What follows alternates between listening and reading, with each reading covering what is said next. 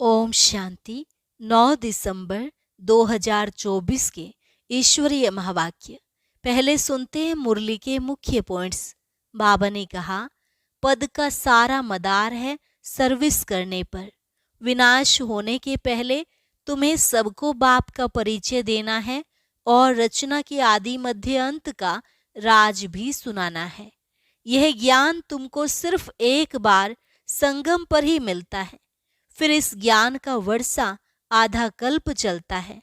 इन बातों को अच्छी रीति समझकर औरों को भी समझाना है। फिर बाबा ने कहा, एक बाप को याद करो, उनसे ही प्यार करो। उनके प्यार से तुम्हें बहुत पावर मिलती है, क्योंकि बाप सर्वशक्तिमान है ना। अभी तुम इतने बलवान बन जाते हो जो तुम्हारी राजधानी पर फिर कोई जीत पहन ना सके। तुम्हें तीनों रूपों से बाप को याद करना है। लास्ट में बाबा ने कहा, यहाँ तुम्हारी बहुत आमदनी होती है और आमदनी में कभी उबासी नहीं आ सकती। उबासी तो गम की निशानी है। धन मिलता है तो खुशी होनी चाहिए ना। यह बाबा भी व्यापारी है, सबको सुख देने वाला, सर्व का सद्गति दाता एक बाप ही है। और अब सुनते हैं महावाक्यों को विस्तार से। मुरली का सार।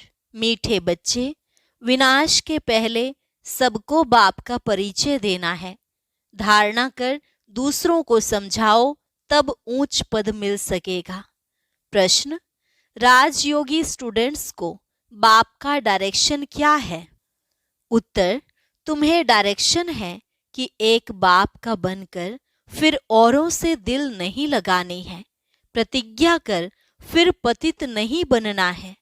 तुम ऐसा संपूर्ण पावन बन जाओ जो बाप और टीचर की याद स्वतः निरंतर बनी रहे। एक बाप से ही प्यार करो, उसे ही याद करो, तो तुम्हें बहुत ताकत मिलती रहेगी। ओम शांति। रूहानी बाप बैठ समझाते हैं। समझाते तब हैं जबकि यह शरीर है। सम्मुख ही समझाना होता है। जो सम्मुख समझाया जाता है वह फिर लिखत के द्वारा सबके पास जाता है। तुम यहाँ आते हो सम्मुख सुनने के लिए।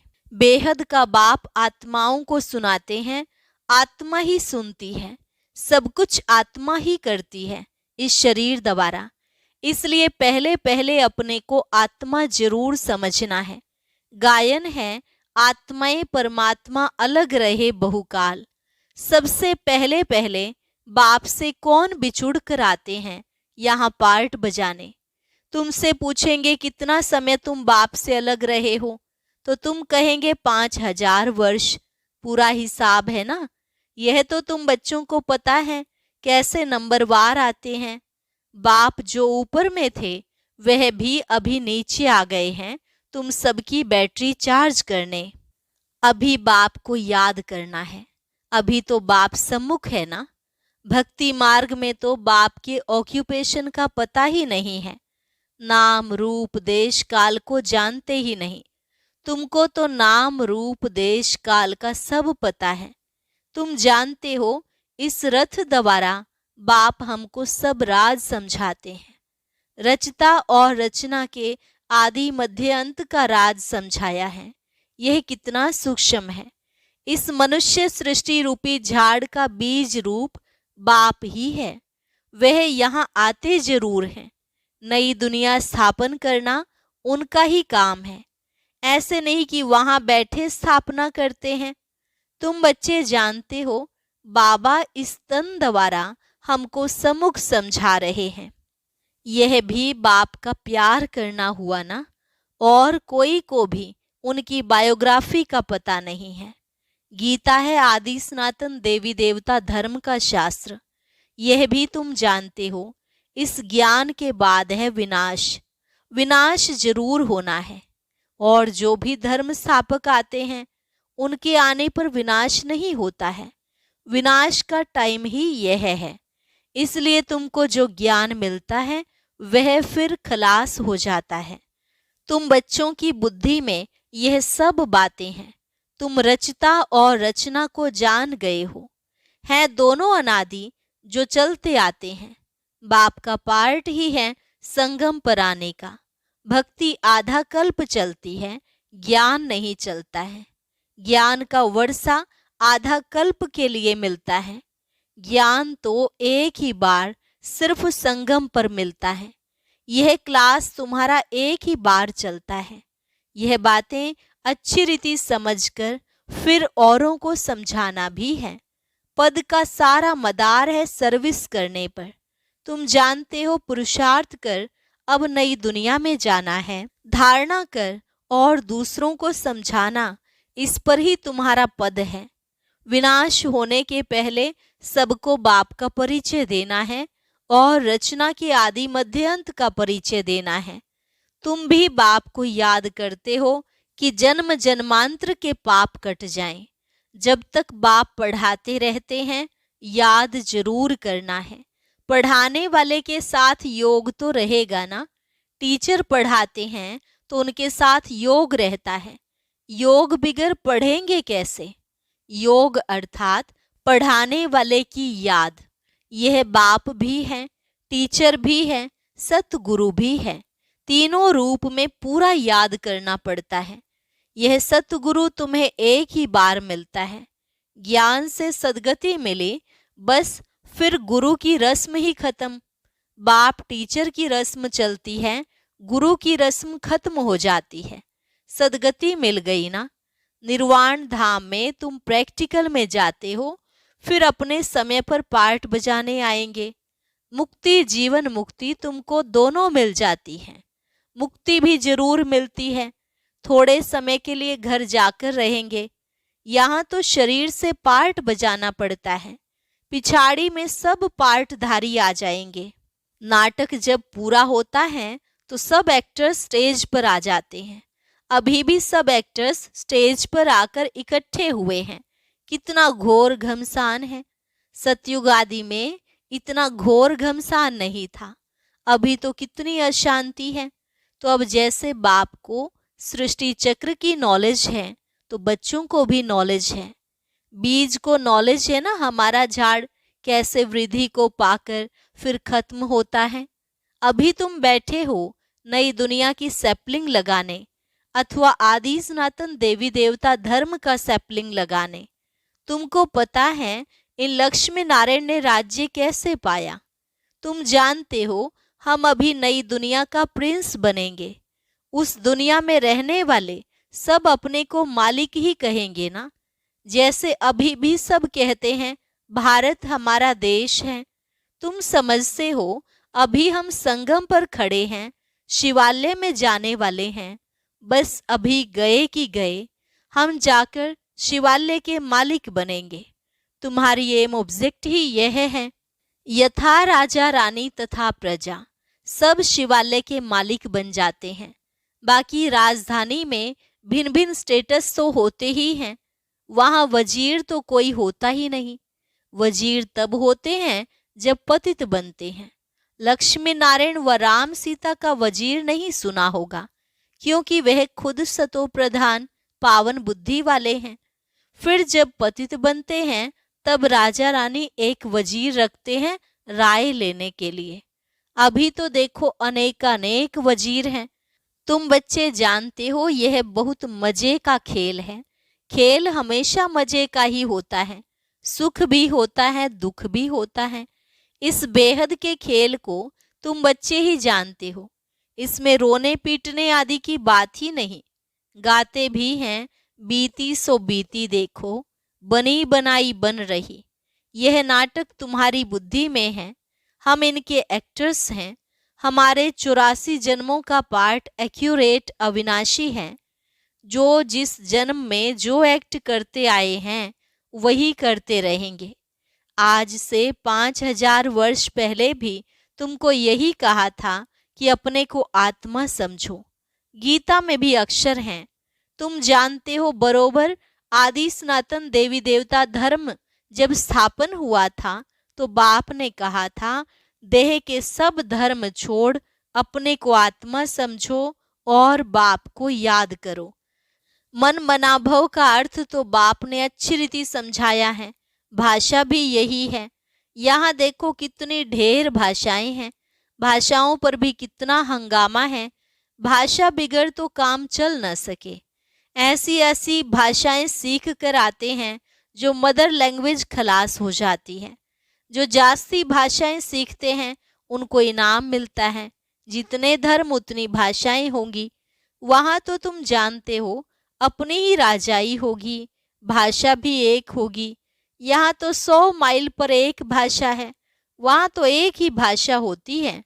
ये सब बातें बाप बैठ समझाते हैं तो उस बाप को ही याद करते रहो।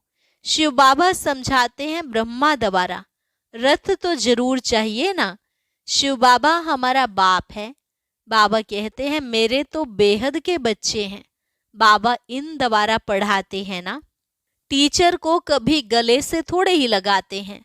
बाप तो तुमको पढ़ाने आए हैं, राजयोग सिखलाते हैं, तो टीचर ठहरा ना। तुम स्टूडेंट हो। स्टूडेंट कभी टीचर को भाकी पहनते हैं क्या? एक बाप का बनकर फिर औरों से दिल नहीं लगानी है। बाप कहते हैं मैं तुमको राजयोग सिखलाने आया हूं ना। तुम शरीरधारी, हम अशरीरी ऊपर में रहने वाले। कहते हो बाबा पावन बनाने आओ, तो गोया तुम पतित हो ना। फिर मेरे को भाकी कैसे पहन सकते? प्रतिज्ञा कर, फिर पतित बन जाते हैं। जब एकदम पावन बन जाएंगे, पिछाड़ी में फिर याद में भी रहेंगे। टीचर को, गुरु को याद करते रहेंगे। अभी तो छीछी बन गिर पड़ते हैं और ही 100 गुना दंड पड़ जाता है। यह तो बीच में दलाल के रूप में मिला है, उनको याद करना है। बाबा कहते हैं मैं भी उनका मुरब्बी बच्चा हूं, फिर मैं कहाँ भाकी पहन सकता हूं? तुम फिर भी इस शरीर द्वारा मिलते हो, मैं उनको कैसे भाकी पहनूं? बाप तो कहते हैं बच्चे तुम एक बाप को ही याद करो, प्यार करो। याद से पावर बहुत मिलती है। बाप सर्वशक्तिमान है। बाप से ही तुमको इतनी पावर मिलती है। तुम कितने बलवान बनते हो। तुम्हारी राजधानी पर कोई जीत पहन न सके। रावण राज्य ही खत्म हो जाता है। दुख देने वाला कोई रहता ही नहीं, उनको सुखधाम कहा जाता है। रावण सारे विश्व में सबको दुख देने वाला है। जानवर भी दुखी होते हैं। वहां तो जानवर भी आपस में प्रेम से रहते हैं, यहाँ तो प्रेम है नहीं। तुम बच्चे जानते हो यह ड्रामा कैसे फिरता है। इसके आदि मध्य अंत का राज बाप ही समझाते हैं। कोई अच्छी रीति पढ़ते हैं, कोई कम पढ़ते हैं। पढ़ते तो सब है ना, सारी दुनिया भी पढ़ेगी, अर्थात बाप को याद करेगी। बाप को याद करना यह भी पढ़ाई है ना। उस बाप को सब याद करते हैं। वह सर्व का सद्गति दाता। कहते भी हैं आकर पावन बनाओ, तो जरूर पतित ठहरे। वह तो आते ही हैं विकारियों को निर्विकारी बनाने। पुकारते भी हैं कि हे अल्लाह आकर हमको पावन बनाओ। उनका यही धंधा है, इसलिए बुलाते हैं। तुम्हारी भाषा भी करेक्ट होनी चाहिए। वो लोग कहते हैं अल्लाह, वह कहते हैं गॉड, गॉड फादर भी कहते हैं। पिछाड़ी वालों की बुद्धि फिर भी अच्छी रहती है, इतना दुख नहीं उठाते। तो अब तुम सम्मुख बैठे हो, क्या करते हो? बाबा को इस भ्रिकुटी में देखते हो। बाबा फिर तुम्हारी भ्रिकुटी में देखते हैं। जिसमें मैं प्रवेश करता हूँ उनको देख सकता हूँ। वह तो बाजू में बैठा है। यह बड़ी समझने की बात है। मैं इनके बाजू में बैठा हुआ हूँ, यह भी समझता है हमारे बाजू में बैठा है। तुम कहेंगे हम सामने दो को देखते हैं, बाप और दादा दोनों आत्मा को देखते हैं। तुम्हारे में ज्ञान है। बाप दादा किसको कहते हैं? आत्मा सामने बैठी है। भक्ति मार्ग में तो आंखें बंद कर बैठ सुनते हैं। पढ़ाई कोई ऐसे थोड़ी ही होती है। टीचर को तो देखना पड़े ना। यह तो बाप भी है, टीचर भी है, तो सामने देखना होता है।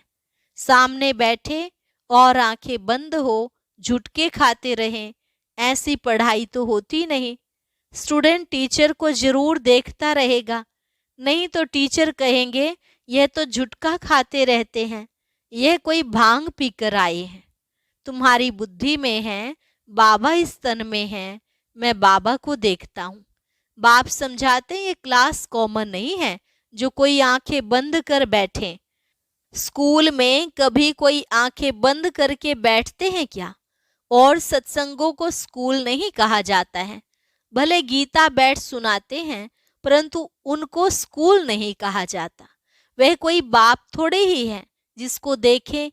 कोई कोई शिव के भक्त होते हैं तो शिव को ही याद करते हैं, कान से कथा सुनते रहते। शिव की भक्ति करने वालों को शिव को ही याद करना पड़े। कोई भी सत्संग में प्रश्न उत्तर आदि नहीं होता है, यहाँ होता है। यहाँ तुम्हारी आमदनी बहुत है, आमदनी में कभी उबासी नहीं आ सकती। धन मिलता है ना तो खुशी होती है, उबासी गम की निशानी है। बीमार होगा व देवाला निकला होगा तो उबासी आती रहेगी। पैसा मिलता रहेगा तो कभी उबासी नहीं आएगी। बाबा व्यापारी भी हैं। रात को स्टीमर आते थे तो रात को जागना पड़ता था। कोई कोई बेगम रात को आती हैं तो सिर्फ फीमेल के लिए ही खुला रहता है। बाबा भी कहते हैं प्रदर्शनी आदि में फीमेल्स के लिए खास दिन रखो तो बहुत आएंगी। पर्दे नशीं भी आएंगी, बहुत पर्दे नशीन रहती हैं। मोटर में भी पर्दा रहता है। यहाँ तो आत्मा की बात है। ज्ञान मिल गया तो पर्दा भी खुल जाएगा। सतयुग में पर्दा आदि होता नहीं। यह तो प्रवृत्ति मार्ग का ज्ञान है ना। अच्छा, मीठे मीठे सिकिलधे बच्चों प्रति मात पिता बाप दादा का याद प्यार और गुड मॉर्निंग। रूहानी बाप की रूहानी बच्चों को नमस्ते। रूहानी बच्चों की रूहानी बाप दादा को नमस्ते नमस्ते, गुड मॉर्निंग। धारणा के लिए मुख्य सार। पहली पॉइंट, यह खेल बड़ा मजे का बना हुआ है। इसमें सुख और दुख का पार्ट नोंधा हुआ है, इसलिए रोने पीटने की बात नहीं। बुद्धि में रहे, बनी बनाई बन रही, बीती का चिंतन नहीं करना है। यह कॉमन क्लास नहीं है। इसमें आंखें बंद करके नहीं बैठना है। टीचर को सामने देखना है, उबासी आदि नहीं लेनी है। उबासी गम दुख की निशानी है। वरदान, संतुष्टता के 3 सर्टिफिकेट ले। अपने योगी जीवन का प्रभाव डालने वाले सहज योगी भव।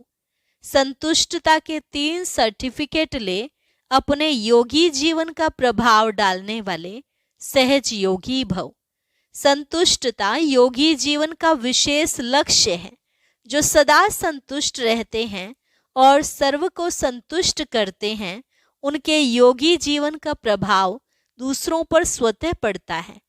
जैसे साइंस के साधनों का वायुमंडल पर प्रभाव पड़ता है, ऐसे सहज योगी जीवन का भी प्रभाव होता है। योगी जीवन के 3 सर्टिफिकेट हैं। एक, स्व से संतुष्ट, दूसरा बाप संतुष्ट और तीसरा लौकिक अलौकिक परिवार संतुष्ट।